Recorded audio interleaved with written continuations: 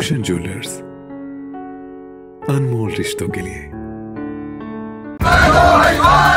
जयराम की सरकार को बेरोजगारी कहाँ से आई? ये बेरोजगारी कहाँ से आई? ये महंगाई की है। बड़ी सड़ी सरकार को, बड़ी सड़ी सरकार को हमसे टकराएगा। ढीलवाड़ कंपनी कर रही है। सिर्फ 11 ठेकेदारों का एमएलए है सुभाष ठाकुर, 11 ठेकेदारों का एमएलए है, बाकी किसी का कोई काम नहीं हो रहा है। उन ठेकेदारों ने लूटपाट मचाई हुई है, कहीं कोई काम हो ना हो उन ठेकेदारों को जबरदस्ती काम दे रहे हैं। अस्पताल की जो है बिल्कुल बढ़िया ऊपर टीन पड़ी थी सारी उखाड़ करके जो है और टाइलें उखाड़ दी, पूरा फर्श जो पक्का तारकोल पड़ा था उसको उखाड़ करके उस पैसे की बर्बादी कर रहे हैं।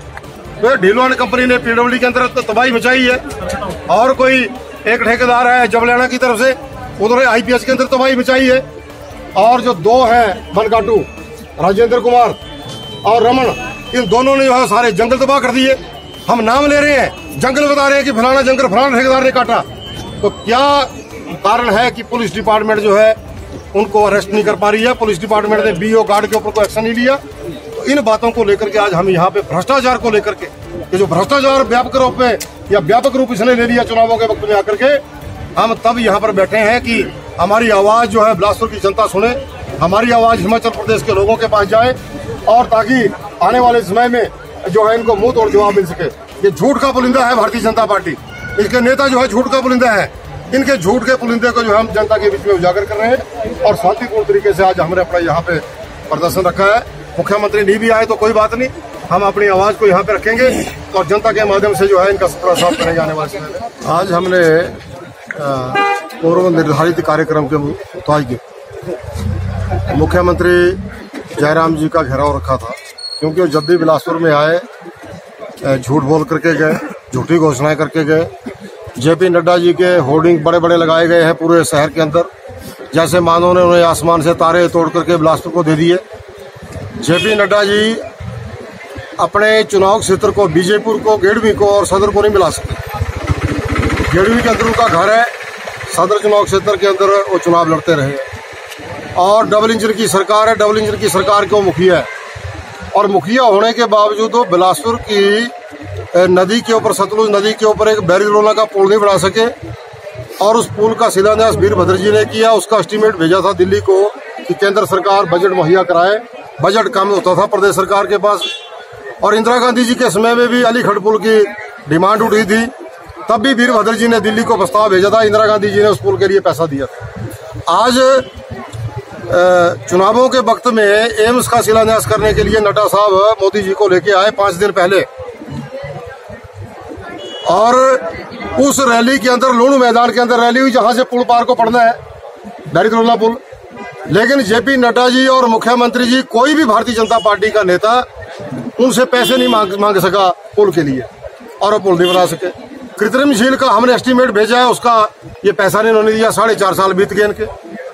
और यहाँ पर चंदा जुटाने के लिए मुख्यमंत्री के दफ्तर में एक नेता बैठा हुआ है भारतीय जनता पार्टी का, उनका सलाहकार, और उनके आशीर्वाद से यहाँ पे 2 वन काटुओं ने जो है पूरे जंगल तबाह कर दिए।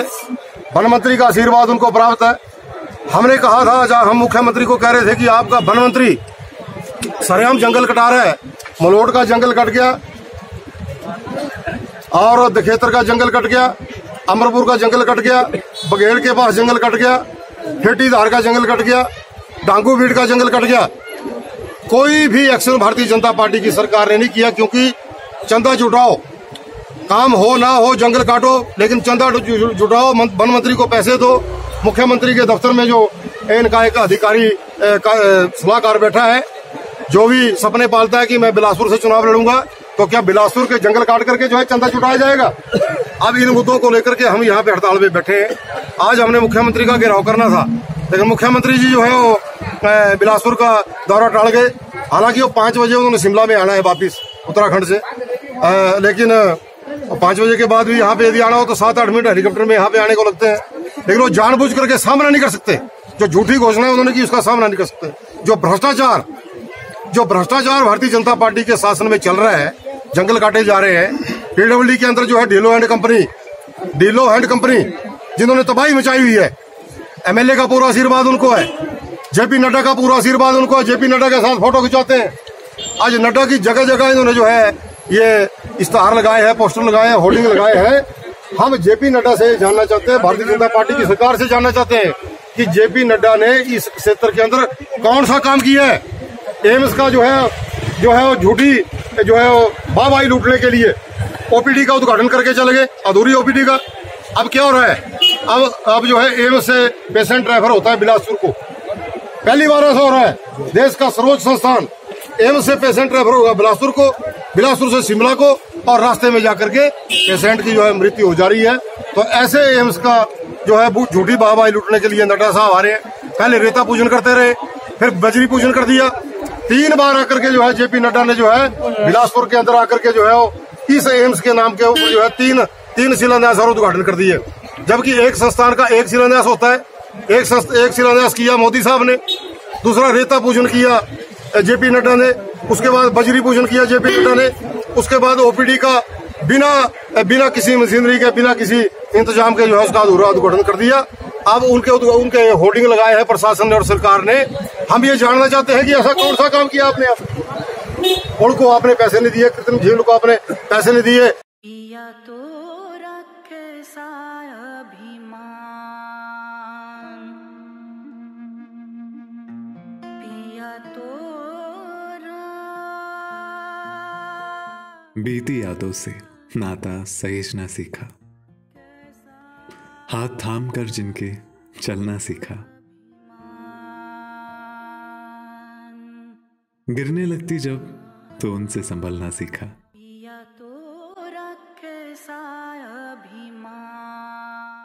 उनकी डांट से खुद को तराशना सीखा,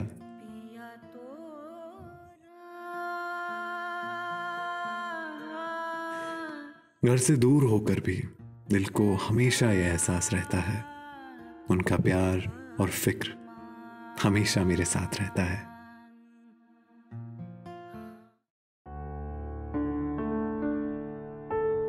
भूषण ज्वेलर्स, अनमोल रिश्तों के लिए।